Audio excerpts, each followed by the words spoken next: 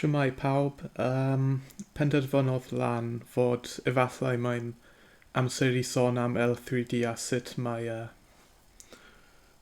prosiect yn mynd, achos mae'n wedi bod yn llawer o amser ers y fideo diwethaf am L3d a efallai mae'n amser I sôn am sut mae prosiect yn mynd.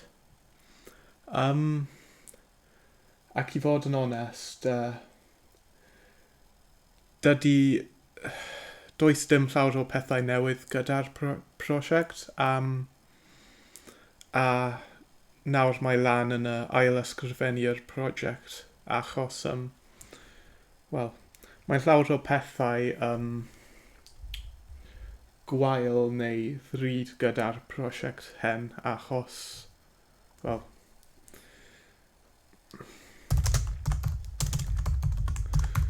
os mae lan yn dangos y cod hen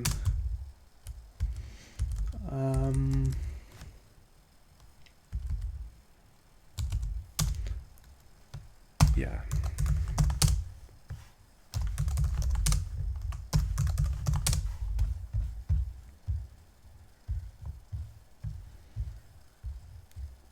Yma gallwch chi weld y cod mae ddim yn gwych, mae'n ofnadwy I fod yn onest.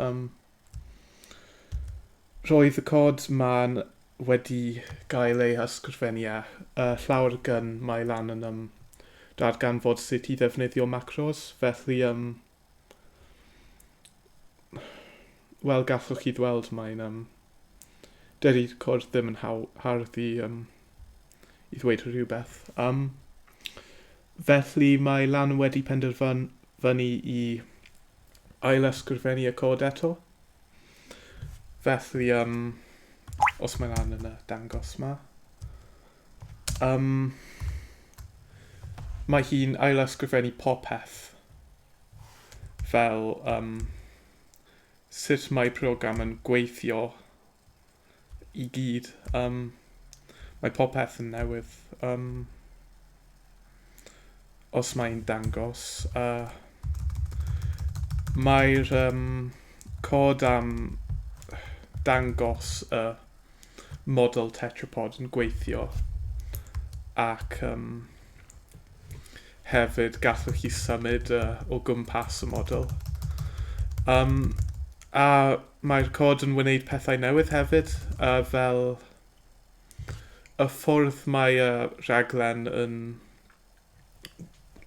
symud yn defnyddio quaternions nawr a hefyd mae'r matrix projection yn wahanol hefyd a mae hyn yn gwych achos nawr gallu lan yn defnyddio orthographic projection a hefyd perspective projection gyda'r llun.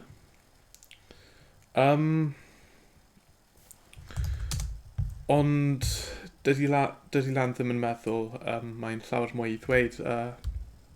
Mae hi'n ail ysgrifennu'r cod a yn gobeithiol byddai'r cod fod yn well nag yn achos yn amlwg fel gwelwch chi y cod.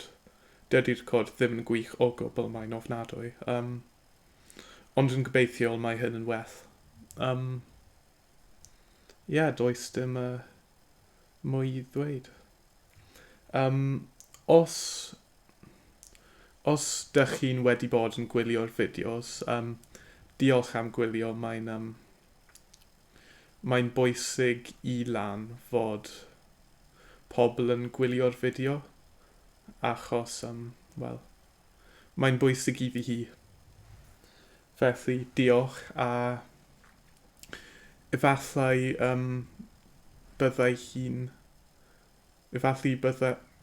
byddai hi'n gweld ti yn hwyrach.